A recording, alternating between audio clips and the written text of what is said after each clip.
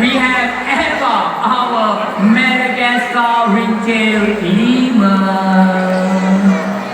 Now, ringtail lemurs, they are usually very sociable animals. When they move or travel, they would go in groups of up to 30 individuals. And also when she comes across, notice that black and white stripy tail. Now that tail is very useful to them. They use them to balance when they climb trees and branches. Now their tail serves another important purpose. If you guys saw her walking down earlier, you will see and notice that her tail is being held upright. Now they do this to keep their food together. They also wave their tail around to warn each other of rival groups that may be nearby. Now, although ringtail lemurs spend most of their time on the ground, they are also very agile. And today, we are going to demonstrate to you how agile they can be with a vertical jump. Those of you taking pictures, get your cameras ready. We're going to show you how high they can jump. Alright, come on Eva, let's show them how high you can jump. Ding ding ding ding, and here she comes, and yeah! Wait. That was just a warm up. We're gonna try that one more time, this time slightly higher, okay? Because, and he's ready. If he never jump, Lovin will jump, and yeah! As you can see, they can jump 3 times their height. Now right now, we're gonna show you a horizontal jump. This is a favorite. There you go. We're gonna do that one more time.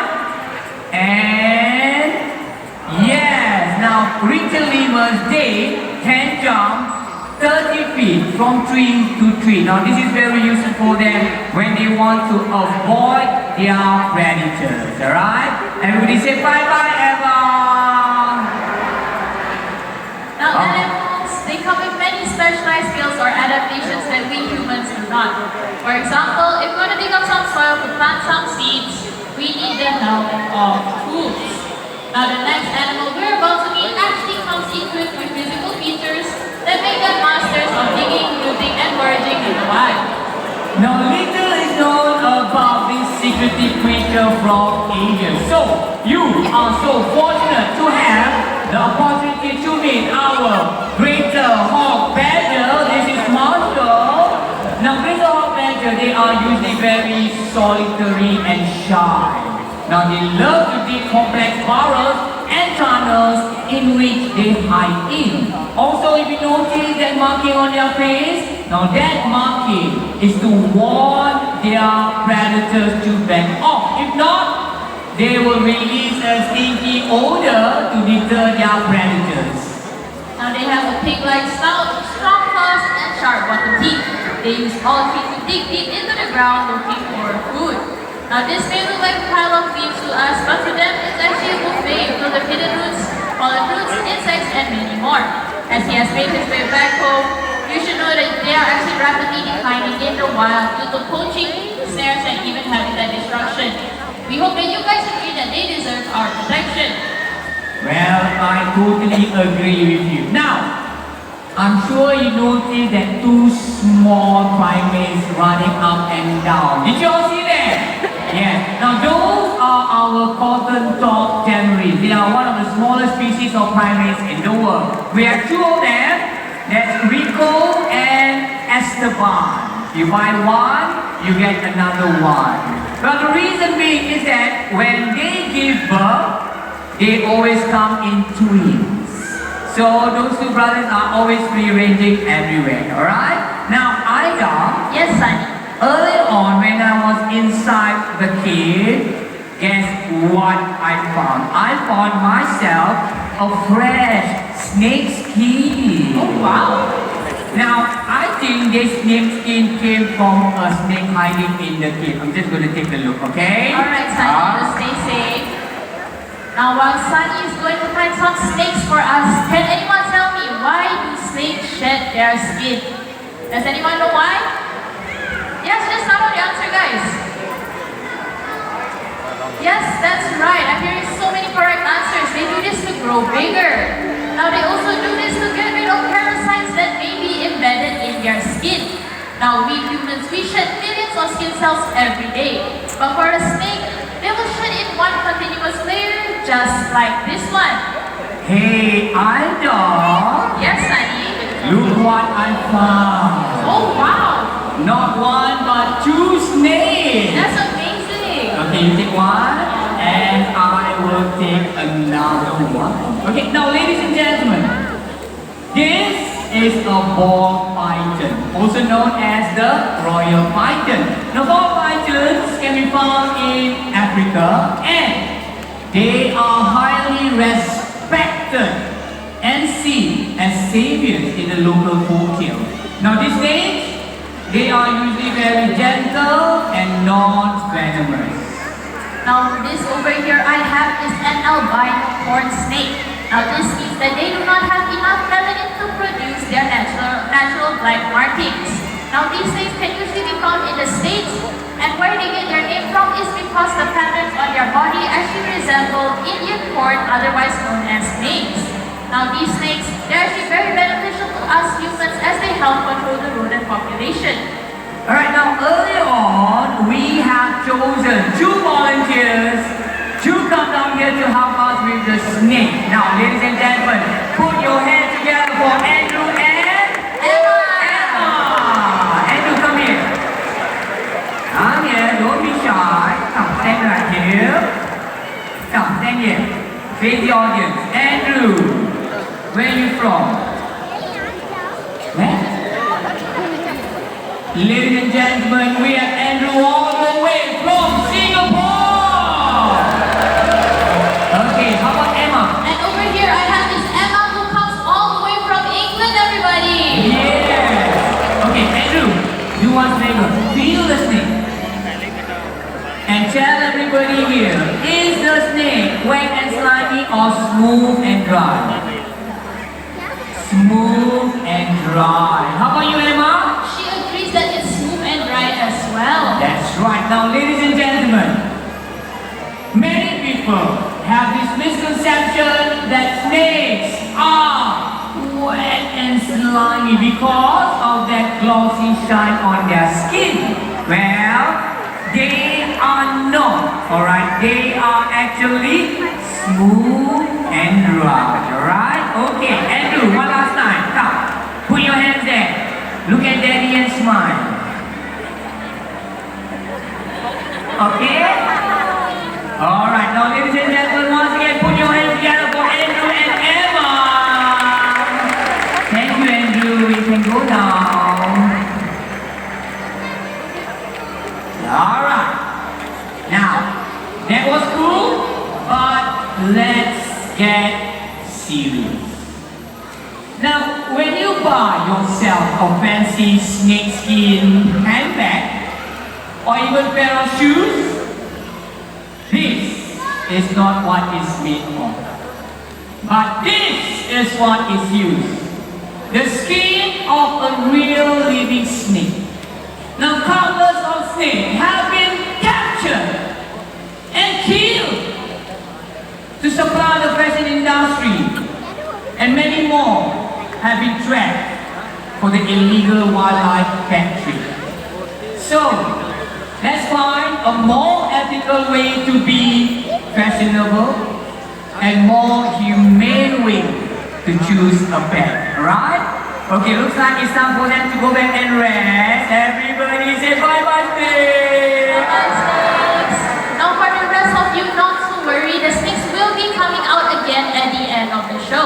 So when that happens, you guys can just join us down here and we can all touch the snakes. Now let's continue our adventure and look up to the skies. Now everyone, I would like to introduce you to Shade, our African trumpeter hornbill. Now Shade over here recently participated in a study which has shown that hornbills are extremely intelligent. They can even solve their own puzzles. Right now, Shadi is enjoying her food soon. She will be flying above our head to that platform over there. And then, she will fly to that platform over there. And when she does, watch her unique flight pattern. It's a combination of deep, slow wing beats and short lives. Now hornbills, they can also be very, very vocal. Sometimes so vocal that they just can't stop talking. If you don't believe me, you listen to this.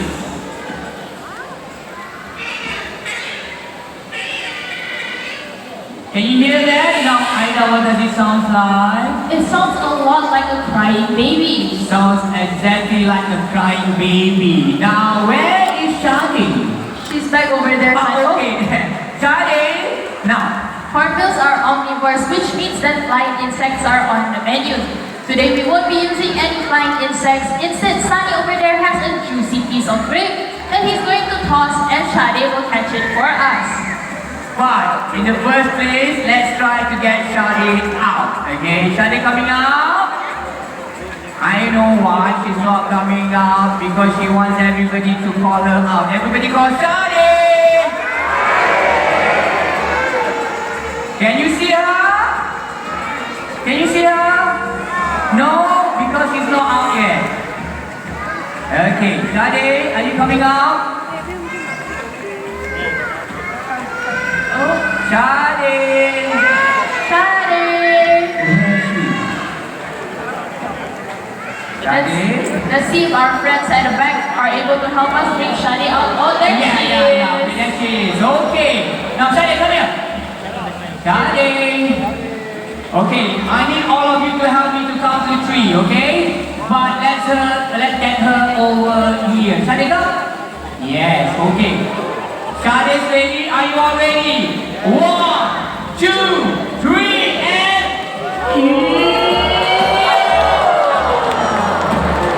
Isn't that fantastic?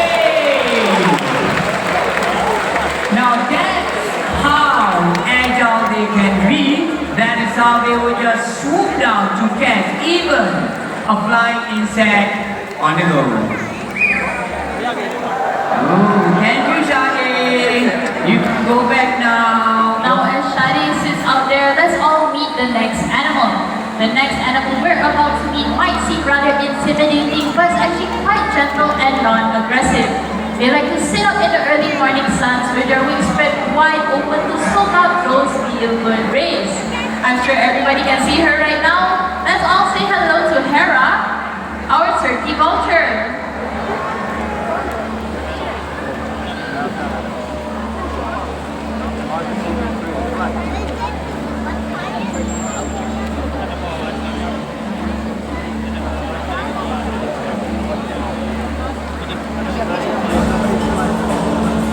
Now vultures over here, they are scavengers, which means they don't hunt for live prey, they prefer dead ones instead. They also have a remarkable sense of smell that allows them to sniff out carcasses far below the forest canopy. Now vultures are perfectly adapted for scavenging. They have extreme acidic stomach acid that they can digest just about anything. Also known as nature's cleanup crew, they do us a very big favor, preventing the spread of diseases such as TB and rabies without getting sick themselves. So let's give it up for Hera and vultures everywhere. Thank you, Hera. Alright, now let's slow things down a little bit right here, okay? Now before we meet our next animal, I have a success story to share with you. Now, 50 years ago, the smooth-coated otters completely disappeared from Singapore because the waterways was too polluted to support animal life. The government came up with a nationwide campaign to clean our rivers, and by the 1990s, the otters returned. So today, on the 200 otters make the Singapore waterways their home. So let's welcome the close relative. We have the Asian small-clawed otter, the smallest species of otters in the world. And here comes Stallone. Yes, come here, Stallone. Yeah. Testing water. Sometimes water too cold. Alright, and here he comes. Nice, Stallone. And a little bit of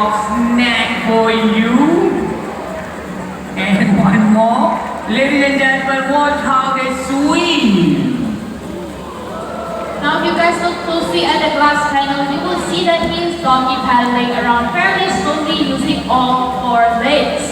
Now this is because his species is actually designed to spend about half their time on land. Hello there, Sulu. Now they also have 2 layers of fur coat, a tightly packed one underneath, and long thin hairs on top. Now that fur also acts as a water repellent while keeping them warm in chilly waters. Man, please bring your son out. Man, please. Thank you. Now otters are also known to be very active and playful. Alright? One more stop for you and a little bit more treat. A little bit more treat and one more. Now ladies and gentlemen, say bye-bye, hello! Now otters, they sit at the top of their food chain and eat many river species. What Singapore story has taught us here today is that if we find plastics like this in our rivers, we will not find any otters there. Now every year, close to 6 million tons of plastic waste are actually found in our rivers worldwide. So we need to do our part and practice the 3 important R's. We need to reduce, reuse, and with what little plastics we have left, we need to that's right, we need to recycle. And right now, let's welcome our official recycling manager. Ladies and gentlemen, this is Wiz together with his trainer, Ree.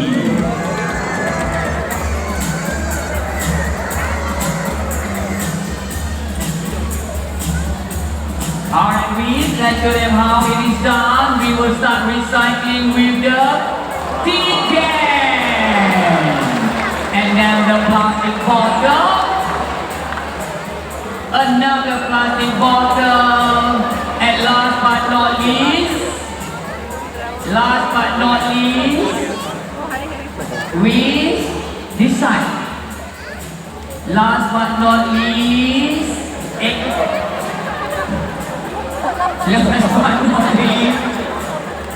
the last thing, there you go, ladies and gentlemen. Now, if otters can recycle, so can you. Alright, now remember this.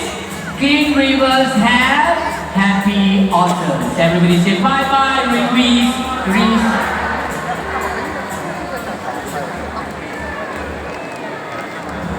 Now as we ventured into the wild today, we've met many animals with specialized skills that help them survive and thrive.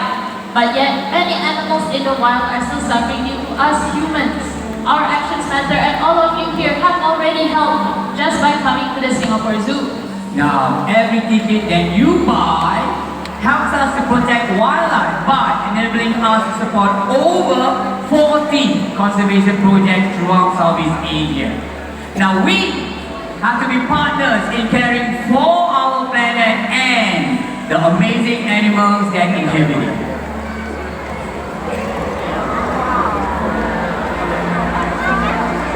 As our journey into the wild comes to an end, remember this: a world without wildlife is a world without beauty. So, keep the wild within you and around you. Keep the wild alive.